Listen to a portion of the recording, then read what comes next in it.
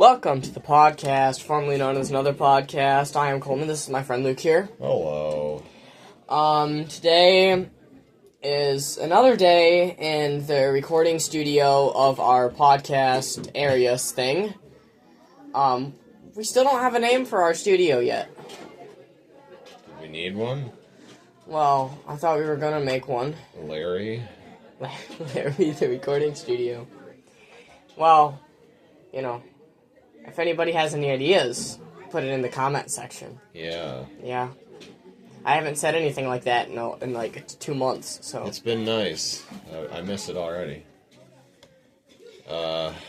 So, what do we have to talk about today? Well, how about the wonderful, fun nature of anachronism? I have no idea what that is. An anachronism is when... Sounds like plagiarism. It sort of is, but instead of ripping off someone else's writing, you're ripping off the future. Oh.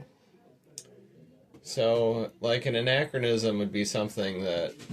the easiest way to describe it is, like, if you had something, you know, happening in, like, the caveman era, and, you know, they mentioned something, you know, modern or something that clearly, like, had nothing to do with their experience at the time or out of their tech scale, like, you know, somebody's got a musket or somebody's tweeting on Instagram or something. And it's like, this is an anachronism. That would not be happening at that time. So, everything's Star Wars. And Star Trek. Well, there are certain... okay, so if we're going to talk about a Star Trek anachronism, I mean, I don't think there were really, you know, there aren't any that stick out in my mind about, you know, when it was being made at the time, because they... You know, they put it way out into the 23rd century, right? We're not there yet to have any idea whether the history is right or not. That is true. But, you know, a classic villain in Star Trek is Khan, who would have been in charge of a good deal of the world back in 1996. Of course, they were writing the show in the 60s, so it's like, oh, this is future history, we can make up whatever we want. But now it's kind of an anachronism in the sense that, well, nobody ever heard of a guy named Khan.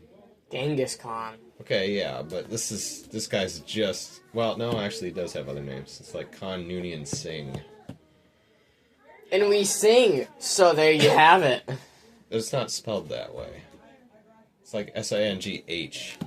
He has an Indian name, despite the fact that they cast a Spanish actor. He was later recast in more recent Star Trek material as Benedict Cumberbatch, who is like the whitest Englishman in the history of the universe.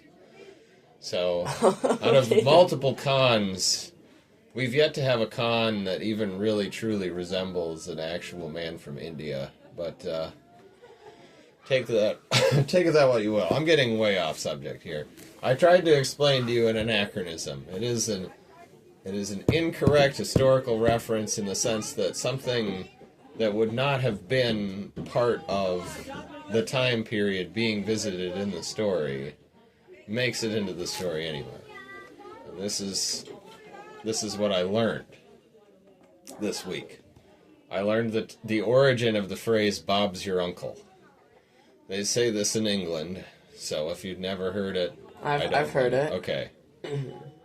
I've only heard it like a couple times, but... they say Bob's your uncle because, I think it was like 1877 or something, they had a prime minister, Robert something or other, and he did something that sounds like it's just something that would happen in England all the time anyway. He gave his nephew this big-time job that his nephew had absolutely no qualifications for. And so people just, in order to express something being really easy, like getting a job that you have no qualifications for, they say, Bob's your uncle. because that is how that guy got that job that he should not have otherwise got. All right. Luke. What? Bob's your uncle. I wish Bob was my uncle. That would surely simplify things, and that'd be the only way I could get anything done. Actually, for me, the phrase would be, Monty's your dad. That's how I had my job, or I would still be working at It's McDonald's. kind of true. That is true. It's 100% true. So, Well, Bob is my grandpa, so... Bob is your grandpa. Good job. Ben is my dad. The reason I bring this up is because I had this hazy recollection that I thought Jack Sparrow actually said Bob's your uncle. And this turned out to be true. He did say Bob's your uncle. I thought as soon as you said that, I was like, he did. So, that statement would have been anachronistic by about 2 centuries. He was early by about 2 centuries. And I think that's wonderful. It just makes me very happy. Does make me wonder just slightly if Jack Sparrow's a time traveler. That does seem like something Captain Jack Sparrow would do. He's definitely a time traveler. Sure. He just decided pirate time was the best because he gets to go raising Cane and... Well, very much like Indiana Jones, they're usually coming across some crazy artifact anyway, so maybe one of his earlier travels, brought him to 1877 when Bob was people's uncles. Wait a minute. If he's a time traveler, he realized he went to Indiana Jones' time, and he was one of the German soldiers. He was one of the background German soldiers. And then he realized that Indiana Jones was getting all the treasure that he wanted, so then he went to the pirate time and realized that he could be the main character of that story, so... Right. I mean, obviously, that's all true. Yeah. Because you thought of it on the spot, and your voice is on the internet now, it has to be true. Yeah. Yeah. It's all connected. Yep. I mean, didn't they have Indiana Jones on Disney Plus for a while? They still do. So there you go. Disney now owns Indiana Jones. That's kind of a travesty, but we're used to it. First Star Wars in the dark times. Now Indiana Jones. Yes. As more Star Wars stuff keeps popping up on YouTube and all that stuff, you see more comments saying, only if it wasn't in the dark times. Sorry, but we're not going to get out of it. It's not likely. And there was a thing that came up, and they're like, are you most excited about the new Darth Maul TV show coming out, or movie that's coming out? What? Yes. Darth Maul? It's about him after the Clone Wars, I presume. He died before that even happened. Yes! And, okay. I need to watch Clone Wars one day. I need to give it a fair shake, but I just conceptually have absolutely no use for the idea of bringing Darth Maul back. Okay, if you're asking me, do I like him as a character in the TV show? Yes, he was a phenomenal character. I don't like his story. Oh yeah, they did great on, making his character a character. But his character originally was that he wasn't a character. And that worked really well. Sure. That worked flawlessly. He was like the most interesting non-character. That is very true, with only 2 lines. Right. So... less is more. So that's why they keep doing more and more and more of Darth Maul now, because ruin a good thing. And then this is partially George Lucas's fault. In large part, I think it's George Lucas's fault. Why was that? Because, he had control of the Clone Wars show for quite a lot of the Clone Wars show. I understood. So, Darth Maul came back in the Clone Wars later on in the show, within the last 3 seasons. Okay, maybe. I don't know. And by that time, the Clone Wars wasn't even the Clone Wars anymore. It was more it was apparently the Mandalorian Wars. Yeah, they completely they were yeah, there's still gonna be clones and stuff, but we're just not going to worry about actually what the TV show's actually worrying about. And they 3 seasons of The Mandalorian, and it was dude, why? I don't know. I think get kind of sick of those bucket-headed people. I don't think George Lucas had control of it after that, because it was like one season was complete. Like there was like 5 seasons that were completely fine, and then the rest were just garbage. So you got all this. All this is Boba Fett's fault. You know. Okay. You have the clone army. That's actually all genetically the exact same as Boba Fett. You have his dad that's genetically exactly the same as Boba Fett. So you've already taken people's interest in Boba Fett and super inflated it to the most ridiculous level possible. Just in the inception of the actual Clone Wars, in the actual movies. And then somehow that's not enough. Well, we need another army of Boba Fetts. We need an army of Boba Fetts that are dressed like Boba Fett, that have the bucket helmet, you know. So we'll just make the Clone Wars about fighting Mandalorians for a while. I will say that I like the idea of the Mandalorians. I really do. But, like... They don't need to, like, outnumber and overshadow everything else in Star Wars. I mean, I guess I can make the same complaint about the Jedi in the prequels. It's like every other word in the prequels was Jedi this, Jedi that. Well, the only people that got to do anything were Jedis. It was, like, tiresome at times, but... But, I mean, the prequels were still actually somewhat interesting. No, the prequels are pretty good. Yeah. So, but, you know, I have my complaints here and there. That's I really like the idea of the Mandalorians. Like, I love the Mandalorian TV show. There's seriously nothing wrong with it, except they have Ahsoka in it. That is my only problem. Because it doesn't hurt the original or prequel trilogy. And it really has nothing to do with the sequels. So, I'm fine with it. Yeah, we want it to have as much to do with the sequels as possible. Yeah, because we're on the, I have told you before that The Mandalorian has a lot to do with the sequels. Well, yeah, you told me, they're setting up how they made Snoke. But, but that was the only thing. And then after that episode, there was nothing about it ever again. Not so far. If the show comes to any kind of reasonable endgame... Well, they're making a movie coming out this year. I'm actually excited for the movie, because I like the TV show. And Season 2 and Season 3 were phenomenal. They didn't, do anything stupid like they did for The Mandalorian, the Clone Wars, or the sequels, or every other Star Wars TV show that they've made. So I was like, The Mandalorian is actually my one exception. And then there's this TV show, Andor. The first season comes out. I watched the first 3 episodes and said it was garbage, turned it off, and never watched it. Everybody fell in love with it! Yeah, no, it apparently is a love letter to the Empire as they go on.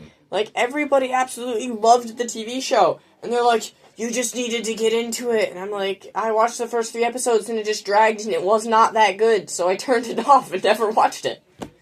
I mean, you tried harder than I did. I haven't really sat down to watch any of it. I would sort of like to. I am interested in all the positive comments I've heard about how the Empire is in the show, but I will say the only reason I would watch it is because it was it's about a character that was actually in the only good movie Disney has made for Star Wars. Yeah. So far, anyway. I'm not sure if they're gonna have the Mandalorian movie a piece of crap. Well, I tire of defending the fact that I do enjoy The Force Awakens. I realize that's a personal opinion. I've never had a problem with The Force Awakens. Yeah. The Force Awakens, except that it was kind of just a copy of Episode 4. Yeah. That's my only problem, my actual only problem with it. I was watching, who's the guy that plays Luke? Mark Hamill. Yeah, Mark Hamill. I was watching a little short, it was from an interview of Mark Hamill, and they were like, he comes up to one of the guys that was directing, the movies, and was like, so, when is there gonna be, this part in the movie where me, Han, and Leia just, come back and, save the universe once and for all? And the director just kind of looked at him and went, Mark, the story's not about you anymore. Mark just was like, yeah, well, you know, that was the end of that. But, like, I was like, if they would have done that, I think the entire movie, that little section, those 3 movies, would have probably been better than what they have.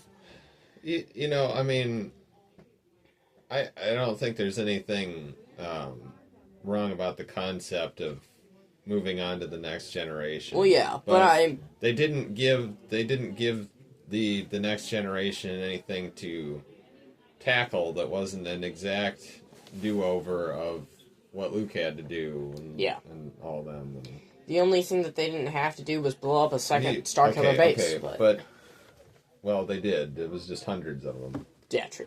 We can't just fall down this rabbit hole. We got to talk about something that we haven't already complained about. That is true. We were complaining about stuff that we didn't complain about, but now we're complaining about the stuff that we already have. The same stuff we always complain about. Anyway, so the other thing that I wanted to just plant in your mind that really has been a very fun thing for me to sort of imagine. So, quite a few Force-sensitive characters get to have some seat time in the cockpit of some vehicle or other. Mm-hmm. A lot of them really excel at that. Having not watched a whole lot of the Clone Wars, I'm still aware of the fact that Yoda had a Jedi Starfighter, kind of a goofy-looking one. Probably. But it was there. It makes sense that he would have to have one that's, at least the cockpit would certainly have to be customized a little bit. Yeah. But a shorter guy. Yoda gets into a normal-sized one. I can't reach the pedals. He'd have to force the pedals. Pedals reach cannot. So, anyway, yeah, you know, you got Yoda flying around. Mace Windu at some point flew around. They all of them flew around. I mean, even Count Dooku is a pilot option in X-Wing, which leads me to believe and hope that at one point he flew something and didn't just kind of sit in. He flew his Geonosian thing, didn't he? I thought he flew that. I don't think he was really flying that. I mean, they never really said, the robot was flying for him. They never really said. The robot was kind of like doing this thing with the sticks that made it look like they should have basically been turning back and forth. Which, you know, evasive maneuvers, I guess. But anyway, the point is, the one guy that, that would have been so fun to see fly around that I don't think ever did is, classic old Darth Sidious, Palpatine. That is very true. Yeah, how fun would he have been flying around? Just shooting people down and laughing his crazy, stupid laugh while he's doing it, absolutely nonstop. That's actually would be hilarious. I know. Like, pew, pew, pew, that type of thing. If I had a Sidious laugh, I would do it, but I don't. His laugh is just too special. I am protecting the galaxy. Pew, pew, pew, pew, pew, pew. Just imagining, like... I was a chancellor. The most pathetically written dialogue possible from the pilots that realize that the Emperor is, like, flying against him. It's like, oh no, it's Emperor Palpatine! Who's that old guy? Who's that old guy in the cockpit of that ship? Poof! Explosive. I heard that. I can't imagine him not having just the funnest time flying around. Do you know what would be He's better such a than joyful man. Do you know what would be better than him just flying around? What? Him in a pod race. Oh, I like that too. Yes. He'd be almost exactly like Sebulba. He'd just toss something out of the back and it'd blow somebody's engine up. There wouldn't be something tossing. He would just have an entire cannon turret behind him, and he would just be like, all right, 4C, lightning, shoot gun, Yeah, I mean... But he would win every race, not because he could throw things, but because he has lightning hands. Right, which as we know from the completely canon acceptable Rise of Skywalker, he can just, electrocute entire fleets at a time. So and not hit any of his. Right. So, that doesn't require... more concentration than he has available. Yeah. And, him with not having fingers, it's like he could definitely do that. Maybe it's easier to not have fingers. Yeah, because it just comes out of your main hand, Yeah, So. or the little stubs. Yeah. Well, we've been going for about 20 minutes here. Yeah, I feel like 10 of it was completely throwaway repeat arguments, and I am sorry about that. Kind of was. I mean, some of it was repeat arguments. We did talk about the new Darth Maul stuff. Yeah. So, I mean, it wasn't completely all garbage, but... We haven't talked extensively about Darth Maul in the past, I don't feel like. And not really a whole lot about... Not a ton about The Mandalorian. We've talked about The Mandalorian, stuff with the Clone Wars, but not a ton. But anyway. A ton? Yeah. A ton. A ton, yeah. So, let's do that stuff. Okay, well, let's remember about your card game next time. Alright. But, anyway, yeah. It's Impossible Trivia time!